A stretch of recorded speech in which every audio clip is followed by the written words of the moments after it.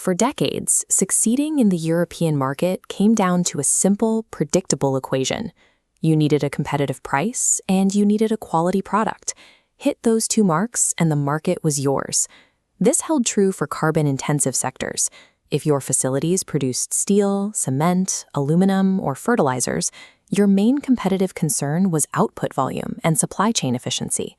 But that traditional logic has broken down.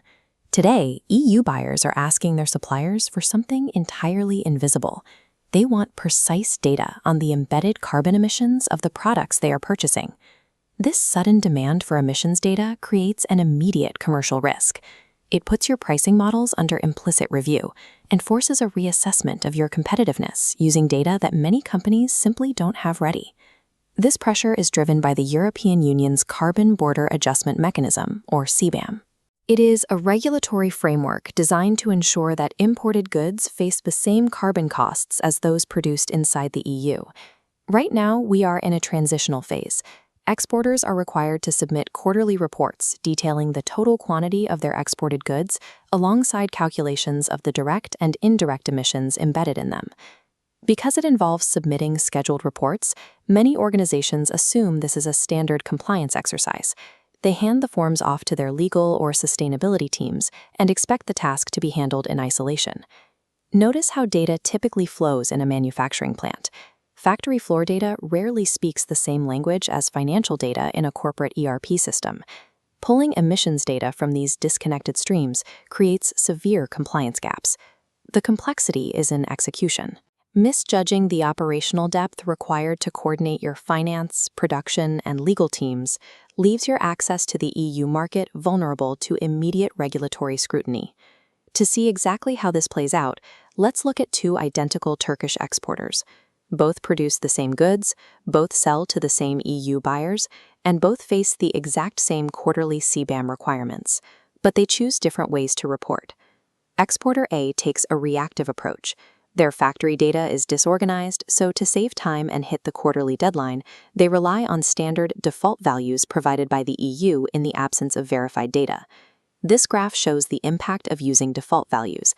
The spike artificially inflates your reported carbon exposure. Exporter B takes the opposite route. Pulling accurate numbers from aligned ERP systems and using verified methodologies drops their reported emissions to their true level. Because Exporter B took the time to structure their data, their methodology is defensible under an EU audit. Their official carbon exposure remains exactly where it should be: low, accurate, and manageable. Both companies met the deadline, but by taking the easy way out with default values, Exporter A has unknowingly built a massive hidden financial liability right into the heart of their own supply chain.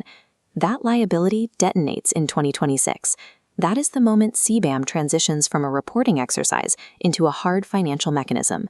In 2026, raw emissions data translates directly into required CBAM certificates. Exporter A's high default emissions force buyers to purchase massive volumes, rendering them uncompetitive. By supplying verified data, Exporter B keeps the certificate burden small, saving money and granting leverage for long-term contracts. The numbers you submit in today's quarterly reports are setting the baseline for your future pricing. The administrative choices made right now directly dictate your profit margins and market survival in 2026. Zooming out, CBAM represents a mandatory pivot for the entire EU-facing trade ecosystem.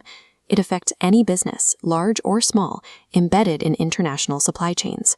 Supply chains that remain disorganized and highly reliant on carbon-intensive models will face escalating regulatory pressure. EU buyers will seek out cheaper, compliant alternatives, leading to a loss of market access for suppliers who delay. However, early movers who integrate compliance into their broader business strategy gain a distinct advantage. By actively tracking and reducing your carbon cost exposure, you position yourself as a secure, indispensable partner in a carbon-conscious market.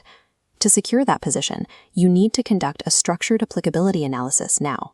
Evaluating your operations today will identify where your data gaps are and allow you to build a practical, audit-ready compliance roadmap.